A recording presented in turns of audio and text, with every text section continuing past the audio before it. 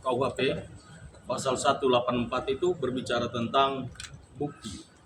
Jadi kita melihat di sini bahwa jangan sampai omon-omon, cuma omon-omon.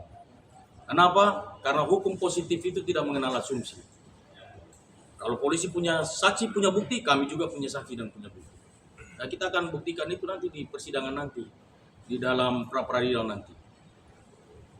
Atau mungkin abang punya kisi-kisi mungkin bang, siapa Peggy pelaku yang sebenarnya bang?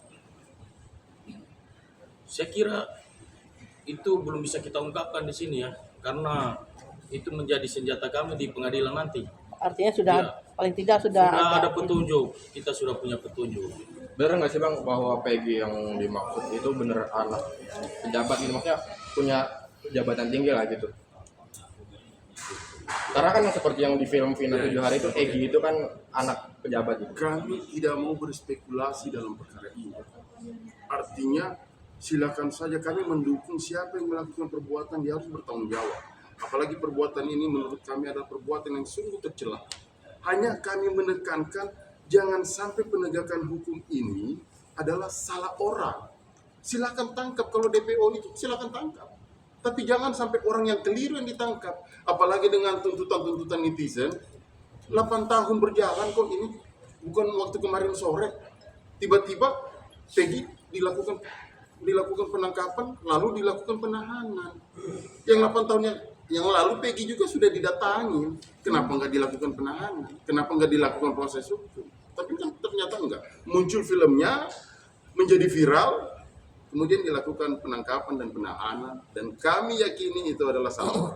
Bang, tapi kalau memang merasa tidak bersalah, Bang, tapi apa sih alasan dari Peggy ini selama di Bandung ini memakai nama palsu, Bang, Robi Irawan? Sebutan-sebutan nama palsu itu kan bukan Peggy yang menyematkan. Bukan Peggy yang menyematkan.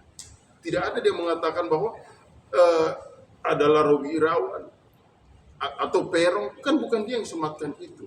Dan ini yang lagi kami gali, informasi dari siapa yang menyematkan nama Peron kepada Peggy Setiawan atau nama-nama yang lain kepada Peggy Setiawan, kan kira-kira seperti itu Pak. artinya bukan dari Peggy sendiri. Iya, bukan dari dia dong. Peggy sendiri tidak diakui sebagai Iya. anak dari ayahnya. Nah itu kenapa, Bang? Kalau memang Maksudnya? merasa kan Peggy di Bandung itu sama Iya. ayahnya itu tidak diakui sebagai anak, tapi keponakan, Bang.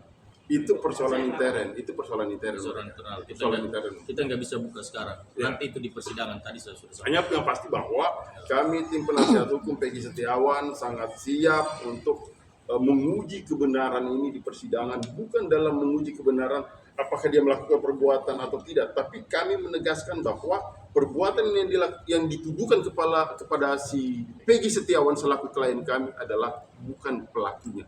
Kira-kira seperti itu.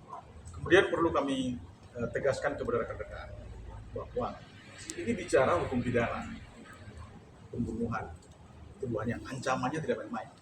Di dalam asas hukum pidana ada namanya asas bukti harus lebih terang daripada cahaya. Jadi terkait yang disampaikan tadi mengenai apakah orang tuanya mengaku dia sebagai ponakannya atau apakah dia berganti nama, itu harus diuji. Sekali lagi kami tegaskan bahwa bukti itu harus lebih terang daripada cahaya. Demikian.